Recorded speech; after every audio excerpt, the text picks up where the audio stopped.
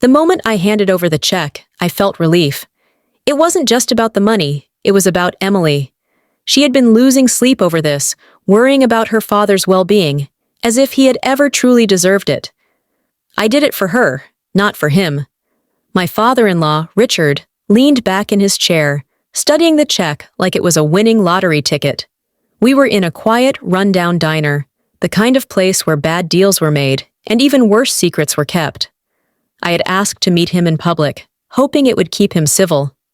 Well, well, he mused, folding the check neatly before tucking it into his pocket.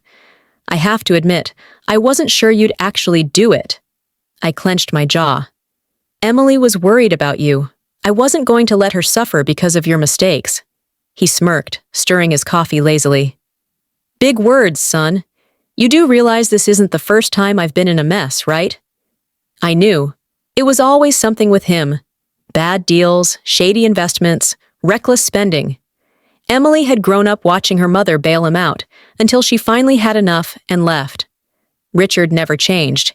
He was the kind of man who always found another sucker to clean up his mess. This time, I had been the sucker. He took a slow sip, then set his cup down with a deliberate motion. You should know something, though, he said, his voice suddenly lighter, almost amused. The money I owed wasn't just a regular loan, it was, let's call it an arrangement. Something about the way he said it made the hairs on the back of my neck stand up. What do you mean? I asked cautiously. He chuckled, shaking his head. I mean, when I borrowed that money, I needed to offer something in return. Collateral, you know. The air in my lungs turned to stone. What did you offer? My voice was deadly quiet. He met my eyes, and then, with a wide grin, he said it. Your wife. The words didn't register at first. I stared at him, waiting for him to say he was joking, that this was just another one of his sick games.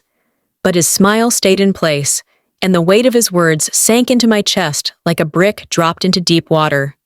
You're lying, I said, though I wasn't sure if I was trying to convince him or myself. Am I? He raised an eyebrow.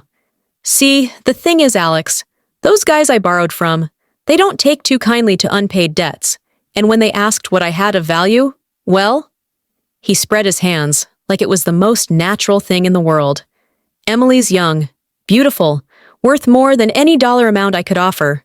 My vision blurred at the edges. The entire world seemed to tilt slightly, as if gravity itself had shifted. You sold your own daughter, I said, the words barely a whisper. He shrugged. It was just an option. They hadn't collected yet. You paid up before they got the chance. His grin widened. So really, you saved her. I wanted to reach across the table and rip that smirk off his face. My hands clenched into fists under the table. Every muscle in my body screamed for me to react, to do something, but I forced myself to stay still. You really think you're walking away from this? I asked. His smirk faltered just a little. What do you mean? I leaned forward, my voice calm, but my rage burning just beneath the surface. You think they're just going to forget? That because the money's paid, they won't come looking for the man who tried to sell them something he had no right to? For the first time, I saw it. The flicker of fear in his eyes. I stood up slowly, sliding my phone across the table. His gaze dropped to the screen. The call was still running. You son of a... He reached for it, but I was faster, snatching it away. You made a deal with devils, I said, tucking my phone into my pocket. Now they know who you are, and unlike me, they won't be so forgiving. His hands trembled slightly as he reached for his coffee, trying to mask his nerves. You wouldn't, I smiled. I didn't have to. You did this to yourself. Without another word, I walked out of the diner. Behind me, I could hear the scrape of his chair as he stood up, hear the panic creeping into his voice as he realized just how deep he had buried himself. I didn't stop. I didn't look back. I had saved Emily. But I had just sealed his fate.